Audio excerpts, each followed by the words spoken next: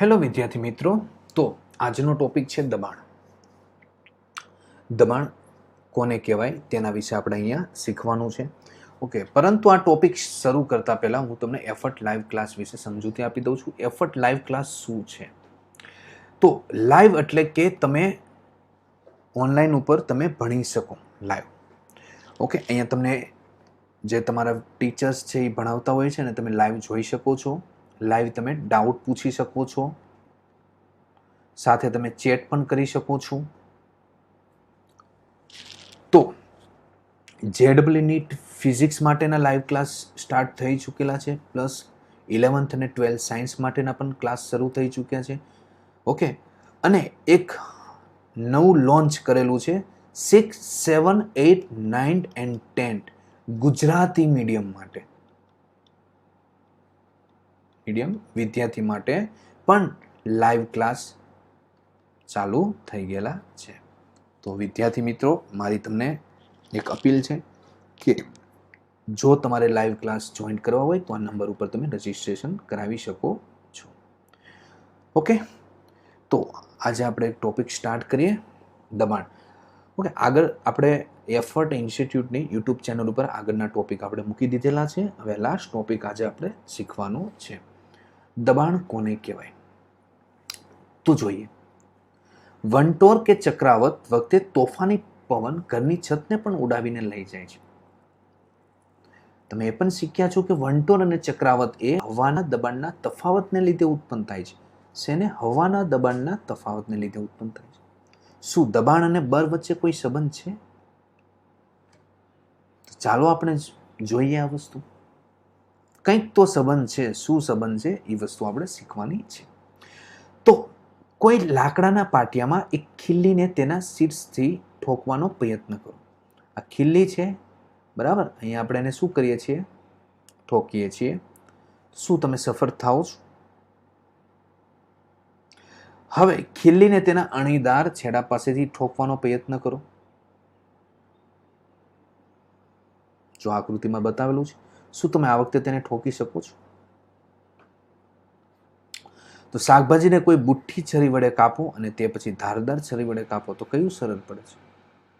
તો પહેલા એક્ઝામ્પલમાં જોઈએ. જો અહીંયા આ ખીલ્લી હોય છે, આ એનો અણીદાર ભાગ હોય છે, અહીંયા અણી હોય છે. હવે અહીંયા ક્ષેત્રફળ કેવું હોય છે? ઓછું હોય છે. ઉપરથી તમે શું આપો છો? બળ આપો છો. તો ક્ષેત્રફળ ઓછું હોય છે, બળ આપો છો, તો અહીંયા દબાણ શું થાય? વધુ ઉત્પન્ન થાય અને ખીલ્લી ઝડપથી શું થાય? અંદરની તરફ જશે. એ જ રીતે બુઠ્ઠી છરી વડે કાપો તો તમને પણ ખ્યાલ હશે કે છરી હોય, બરાબર? ધારો કે આ બુઠ્ઠી છરી છે તો એનું શું છે? આ ક્ષેત્રફળ કેવું હોય છે? વધારે હોય. તો ઉપરથી તમે બળ આપશો તો એ શું થાય? વેચાઈ જાય. એટલે દબાણ કેવું ઉત્પન્ન થાય? ઓછું ઉત્પન્ન થાય. ઓકે, એટલે આપણે બળ કેવું કરવું પડશે? વધારે કરવું પડે. જ્યારે ધારદાર છડી હોય તો ક્ષેત્રફળ ઓછું છે.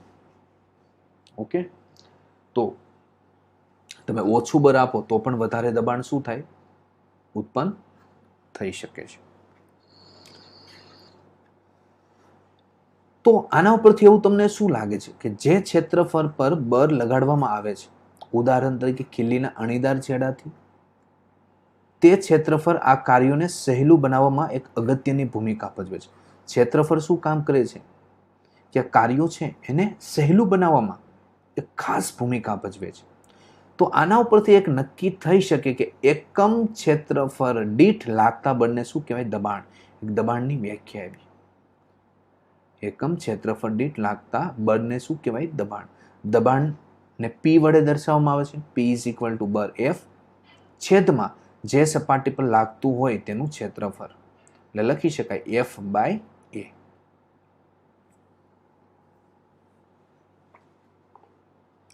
હવે જોઈએ, અહીં આપણે માત્ર એ જ બળનો વિચાર કરીએ છીએ જ્યાં પૃષ્ઠ સપાટીને કેવું હોય? લંબ હોય, અને જેના પર લાગતું દબાણ શોધવું છે. લંબ.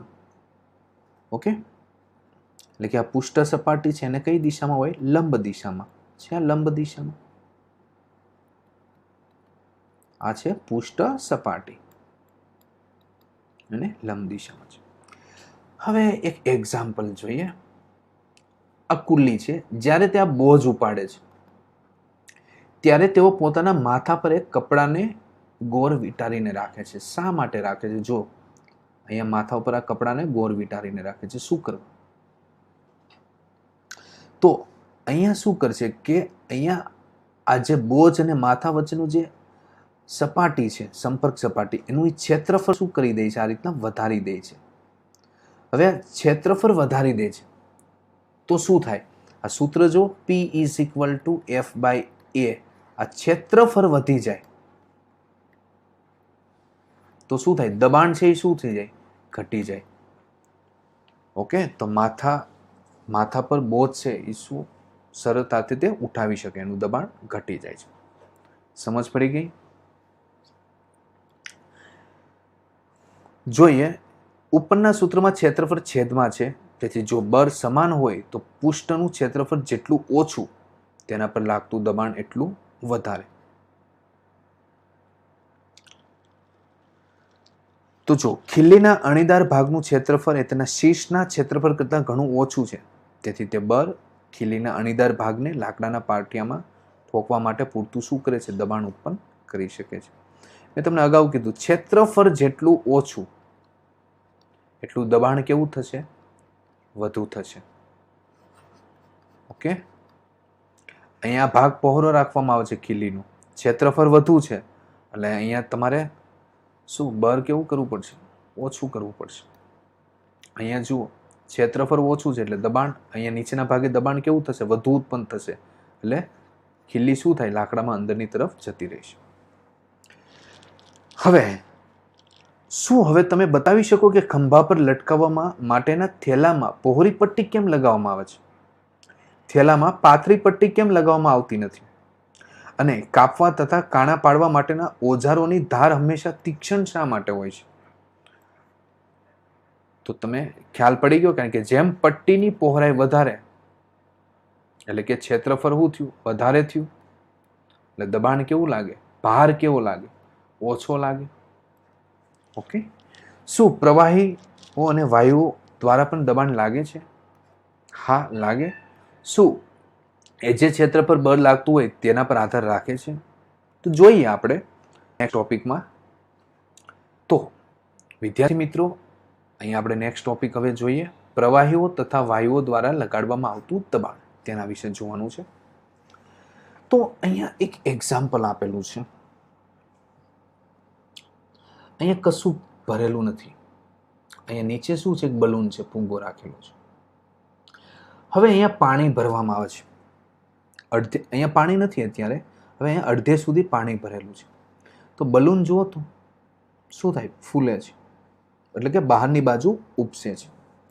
વધારે પાણી ભરવામાં આવે તો વધારે ઉપસે છે.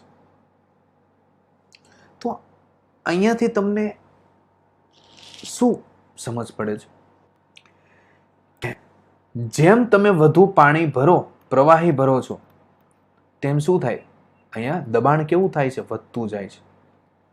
દબાણ વધતું જાય. વધારે પાણી ભરો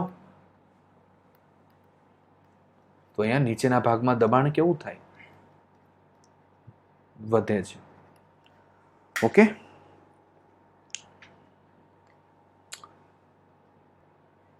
તો જોઈએ એક પ્રવૃત્તિ આપણે જોઈએ. એક પ્લાસ્ટિકની એક બોટલ લો. તમે પાણી કે સોફ્ટ ડ્રિંકની વપરાયેલી કોઈ બોટલ લઈ શકો છો. આકૃતિમાં દર્શાવ્યા પ્રમાણે બોટલના તળિયા પાસે થોડા સેમી લાંબી એક નળાકાર ટ્યુબ બેસાડી દો. અહીંયા ટ્યુબ બેસાડેલી છે. હવે એવું કરવા માટે કાચની ટ્યુબના એક છેડાને થોડું ગરમ કરો અને પછી તરત બોટલના તળિયાની પાસે તેને દાખલ કરી દો. ઓકે, જોડાણ પાસે પાણી લીક થતું નથી તેનું ધ્યાન રાખો. જો પાણી લીક થતું હોય તો તેને પીગળાવેલા મીણથી સીલ કરી દો. અહીંયા શું લગાવી દેવાનું છે? મીણ લગાવી દેવામાં આવશે એટલે પાણી લીક થાય નહીં. તો કાચની નળીના મોઢાને આકૃતિમાં દર્શાવ્યા પ્રમાણે એક પાતળી રબર શીટ વડે બંધ કરો. આવું છે કે રબર શીટ, એના વડે બંધ કરી દેવાનું છે. હવે બોટલને પાણીથી અડધી ભરો. તો તમે શું જુઓ છો? આ સમયે કાચની નળીમાં મોઢા પર લગાડેલી રબરની શીટ કેમ ફૂલી જાય છે? બોટલમાં થોડું વધારે પાણી નાખો તો શું છે? વધારે પાણી નાખતા જશો તો શું થશે? તો અહીંયા જુઓ, જેમ વધારે બોટલમાં પાણી નાખશો તો શું રબરની શીટના ઉપસેલા ભાગમાં કોઈ ફેરફાર થશે? હા. જો પાણી ઓછું હોય છે એટલે થોડો ભાગ ઉપસેલો હોય છે. પાણી વધારે નાખશો તો આ વધારે ફૂલશે. તો આના ઉપરથી એક પ્રૂફ થાય છે કે પાણી પાત્રની દિવાલો પર શું લગાવે છે? દબાણ લગાવે છે.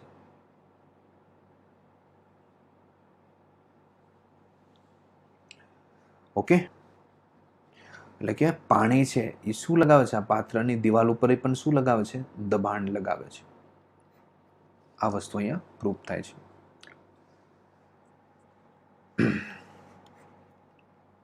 ચાલો, તો નોંધો કે રબરની શીટને પાત્રના તળિયે નહીં પરંતુ બાજુમાં લગાવવામાં આવે છે. તો શું આ કિસ્સામાં રબરની શીટનું ફૂલાવાનું દર્શાવે છે કે પાણીની પાત્રની દિવાલ ઉપર શું લાગે છે? દબાણ લાગે છે. ઓકે, ચાલો આપણે બીજો એક પ્રયોગ જોઈએ. આ એક બોટલ લ્યો, પ્લાસ્ટિકની એક ખાલી બોટલ અથવા એક નળાકાર પાત્ર લો, તેમાં ખાલી ડબ્બો કે પ્લાસ્ટિકની વપરાયેલી બોટલનો ઉપયોગ કરી શકો છો. હવે બોટલના તળિયા પાસે ચારેય દિશામાં શું કરી નાખો? 4 છિદ્રો પાડી દો. ઓકે, ધ્યાન રાખો કે આ છિદ્રો તળિયાથી સમાન ઊંચાઈ પર હોય. હવે બોટલને પાણીથી ભરો. શું અવલોકન કરો છો? આ છિદ્રોમાંથી નીકળતું પાણી બોટલથી સમાન અંતરે પડે છે. હા, એટલે આના ઉપરથી શું સાબિત થાય કે પ્રવાહી પાત્રની દિવાલ પર શું લગાવે છે? દબાણ. પરંતુ બધી જ બાજુ પર સરખી રીતે લગાવે છે. સરખી રીતે લગાવે છે. ઓકે, આ પ્રયોગ તમે કરી શકો છો ઘરે. શું વાયુઓ પણ દબાણ લગાડે છે? શું તેઓ પણ જે પાત્રમાં ભર્યા હોય તેની દિવાલો પર દબાણ લગાડે છે? હા, લગાવે છે, પરંતુ આપણે શીખીશું.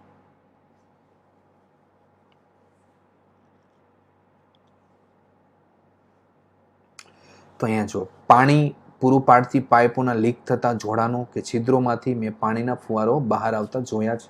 તમે પણ જોયા છે. શું તે પાણી દ્વારા પાઇપની દિવાલો પર લગાવવામાં આવતા દબાણને કારણે નથી? યસ, તેને કારણે જ છે ને. આ પાણીનું પાઇપ જતું હોય છે, અહીં છિદ્ર હોય તો શું થાય? ફુવારો નીકળતો હોય છે. હવે જોઈએ, જ્યારે કોઈ ફુગાને ફૂલાવો છો તો તેના મોંને કેમ બંધ કરવું પડે છે? જો કોઈ ફૂલાવેલા ફુગ્ગાને મોંને ખોલી દઈએ તો શું થાય? માની લો કે તમારી પાસે એવો ફુગ્ગો છે જેમાં કાણું છે. શું તમે તેને ફૂલાવી શકો છો? જો નહીં તો કેમ? શું આપણે કહી શકીએ છીએ કે હવા બધી દિશામાં શું લગાવે છે? બળ લગાવે છે. જો અહીંયા તમે હવા ભરો છો, બરાબર છે, તો અહીંયા શું લાગે? અંદર હવા છે એ ફુગ્ગાની દિવાલ ઉપર બધી દિશામાં શું લગાવે છે? બળ લગાવશે. જો અહીંયા કાણું હોય છે તો શું થાય? બધી હવા શું નીકળી જશે? બહાર નીકળી જશે. તો ફુગ્ગો ફૂલશે નહીં. હવે જો તમે સાયકલની ટ્યુબમાં તમારું પંચર પડે તો અંદરની હવાનું શું થાય? બહાર નીકળી જશે. શું અવલોકનો એવું સૂચવે છે કે હવા કોઈ ફૂલાવેલા ફુગ્ગા કે સાયકલની ટ્યુબની અંદરની દિવાલો શું લગાવે છે? દબાણ લગાવે છે. આના પરથી એવું સાબિત થાય કે વાયુઓ પણ જે પાત્રમાં ભર્યા હોય તેની દિવાલો પર શું લગાવે છે. જો તમે જે સાયકલ અથવા કોઈ તમે 4 વ્હીલર છે અથવા તો 2 વ્હીલરમાં હવા પુરાવા જાઓ તો એક દબાણ માપવા માટેનું સાધન હોય કે કેટલી આમાં હવા જરૂરી છે. જો અહીંયા મેં આકૃતિમાં દર્શાવેલું તો તમે અહીંયા એટલું જ એટલે કે એટલી જ હવા ભરી શકો, એટલે એમાં એટલું જ દબાણ સહન કરી શકે. જો તમે વધારે હવા ભરો એટલે શું થાય? અંદર સાયકલની ટ્યુબની અંદર શું થાય? હવાનું દબાણ ખૂબ વધી જાય તો શું થાય? આ ટ્યુબ શું થાય? ફાટી જાય. ઘણી વખત શું થાય? ફાટે છે. ખૂબ વધારે હવા ભરી દો તો ફાટી જાય. શેના લીધે? હવાના દબાણને લીધે. આના ઉપરથી એવું સાબિત થાય કે વાયુઓ પણ જે પાત્રમાં ભર્યા હોય તેની દિવાલ ઉપર શું લગાવે છે? દબાણ લગાવે છે. હવે જોઈએ વાતાવરણનું દબાણ કોને કહેવાય? તો આપણે જાણીએ છીએ કે આપણી ચારેય બાજુ હવા છે. આ આવરણને વાતાવરણ કહેવામાં આવે છે. તો વાતાવરણની હવા એ પૃથ્વીની સપાટીથી ઉપર ઘણા વધારે કિલોમીટર સુધી ફેલાયેલું છે. તો આ હવા વડે લાગતા દબાણને શું કહેવાય? વાતાવરણનું દબાણ. ઓકે, તો આપણે અહીંયા છીએ તો એટલા એરિયામાં શું હોય છે? આ વાતાવરણ છે. તો આ વાતાવરણ છે એનું એટલે કે વાતાવરણમાં હવા હોય છે તો એનું પણ આપણા ઉપર શું લાગે છે? દબાણ.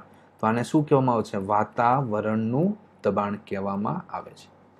આપણે જાણીએ છીએ કે એકમ ક્ષેત્રફળ દીઠ લાગતા બળને શું કહેવામાં આવે છે? દબાણ. જો આપણે એકમ ક્ષેત્રફળની કલ્પના કરીએ અને તેના પર એક હવાથી ભરેલો લાંબો નળાકાર ઉભેલો વિચારીએ તો આ નળાકારમાં હવાનું વજન એ વાતાવરણના દબાણ જેટલું હોય છે. આ એકમ ક્ષેત્રફળ લઈ લીધું છે આપણે, એના ઉપર શું છે? આ બધી હવા છે. તો આ નળાકારમાં હવાનું જે કંઈ વજન હોય એ શું કહી શકાય? વાતાવરણનું દબાણ કહી શકાય.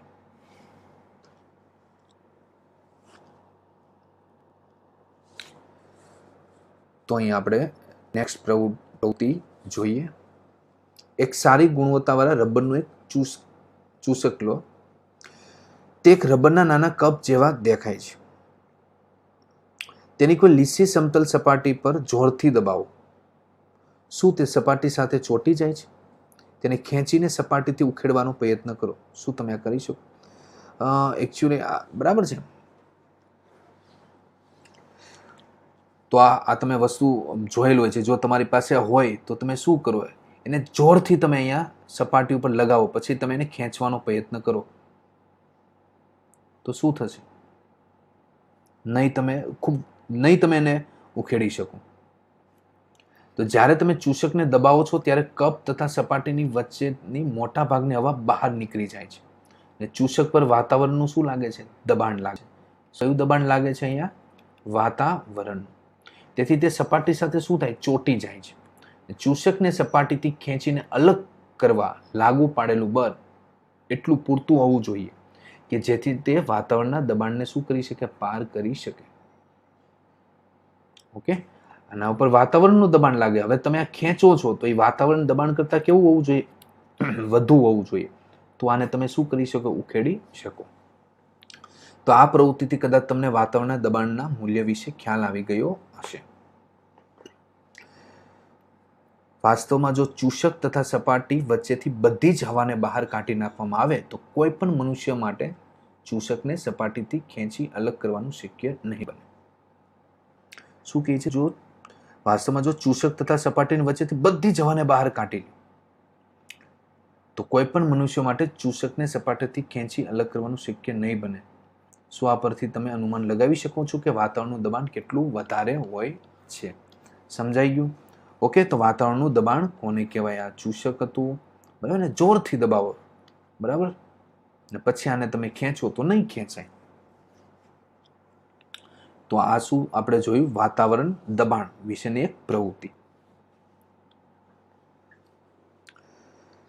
હવે જોઈએ તમારું આમ એક પ્રયોગ કરીએ. તમારા માથા ઉપર 15 સેમી ગુણ્યા 15 સેમી ક્ષેત્રફળ અને વાતાવરણની ઊંચાઈ જેટલા સ્તંભમાં હવાનું દબાણ લગભગ 225 કિલોગ્રામ દળના કોઈ પદાર્થ પર લાગતા ગુરુત્વાકર્ષણ બળ જેટલું હોય છે. એટલે કેટલું હોય છે? 2250 ન્યૂટન. આ ગુરુત્વાકર્ષણ બળની નીચે આપણે દબાઈને કચડાઈ કેમ નથી જતા? એનું કારણ એ છે કે આપણા શરીરની અંદરનું દબાણ પણ કેટલું હોય છે? વાતાવરણના દબાણ જેટલું હોય છે. તે બહારના દબાણને શું કરે છે? સંતુલિત કરે છે. તમને એવું લાગે હોય એટલું બધું દબાણ લાગે તો આપણે કચડાઈ કેમ નથી જતા? પણ આપણા શરીરનું દબાણ પણ કેટલું હોય છે? વાતાવરણના દબાણ જેટલું હોય છે. એટલે બંનેને શું કરે છે? સંતુલિત કરે છે. ચાલો, તો શું તમે જાણો છો? ઓકે, તો આ પ્રયોગ છે 17મી સદીમાં જર્મનીના એક વૈજ્ઞાનિકે ઓટો વોન ગેરિકે પાત્રોમાંથી હવા બહાર કાઢવા માટેના એક પંપનો આવિષ્કાર કર્યો. આ પંપની મદદથી તેને હવાના દબાણને લીધે લાગતું બળનું નાટકીય રીતે દર્શન કર્યું હતું. તેને ધાતુના 2 પોલા અર્ધગોળાઓ લીધા. કેવા? ધાતુના, જેમાં દરેકના વ્યાસ 51 સેમી હતો. આ અર્ધગોળાઓને એકસાથે જોડી તેમની વચ્ચે હવા કાઢી લેવામાં આવી. શું કાઢી લીધી? હવા. પછી તે બંને અર્ધગોળાને એકબીજાની વિરુદ્ધ દિશામાં ખેંચી અલગ કરવા માટે 8 ઘોડાનો ઉપયોગ કર્યો. અહીંયા 8, અહીંયા. તો હવાના દબાણને કારણે લાગતું બળ એટલું બધું મોટું હતું કે આ ઘોડાઓ પણ અર્ધગોળાને અલગ કરી શક્યા નહીં. ઓકે, ક્યારે હવા કાઢી લેવામાં આવે તો. ક્લિયર? ઓકે, તો વિદ્યાર્થી મિત્રો, અહીંયા આ ચેપ્ટર શું થાય છે, પૂરું થાય છે. તો આપણે આ ચેપ્ટરમાં કઈ કઈ વસ્તુ શીખ્યા? બળ એ ધક્કો કે ખેંચાણ હોઈ શકે એ શીખ્યા. બળ એ પદાર્થો વચ્ચેની આંતરક્રિયાને કારણે ઉદ્ભવે છે. બળનું મૂલ્ય ઉપરાંત દિશા હોય છે તે શીખ્યા. પદાર્થની ઝડપ બદલાય કે તેની ગતિની દિશા બદલાય કે બંને બદલાય ત્યારે ગતિની અવસ્થા પણ બદલાય છે. પદાર્થ પર બળ લાગવાને કારણે જેની ગતિની અવસ્થા બદલાય છે અને તેનો આકાર પણ બદલાય છે. પદાર્થ પર સંપર્કમાં આવીને કે સંપર્કમાં આવ્યા વગર બળ લાગી શકે છે તે પણ શીખ્યા. પછી એકમ ક્ષેત્રફળ દીઠ લાગતા બળને દબાણ કહેવામાં આવશે. પ્રવાહીઓ અને વાયુઓ તેમના પાત્રની દિવાલો પર બળ લગાડે છે અને આપણે આસપાસ રહેલી હવા વડે લાગતા દબાણને વાતાવરણનું દબાણ કહે છે. આ બધી જ વસ્તુ આપણે શીખ્યા છીએ. તો ધારો કે કોઈ વિદ્યાર્થી આ વિડીયો જુએ છે અને આગળના ટોપિક શીખવા છે, તો એફર્ટ ઇન્સ્ટિટ્યૂટની યુટ્યુબ ચેનલ ઉપર તમને આગળના લેક્ચર મળી જશે. ઓકે, તો તેમાંથી તમે આ બધી વસ્તુ શીખી શકો છો. તો વિદ્યાર્થી મિત્રો, જો આ તમે ટોપિક શીખતા હોય તો તરત જ તમે આ યુટ્યુબ ચેનલને શેર કરો, બરાબર? વોટ્સએપમાં શેર કરો, વોટ્સએપ પર, ફેસબુક પર, ઇન્સ્ટાગ્રામ ઉપર, બરાબર? તમારા વોટ્સએપ ગ્રુપમાં, બરાબર? વધુમાં વધુ વિદ્યાર્થીઓને આ વસ્તુ તમે શેર કરો, જેથી આનો લાભ બધા જ વિદ્યાર્થીઓ લઈ શકે. ઓકે.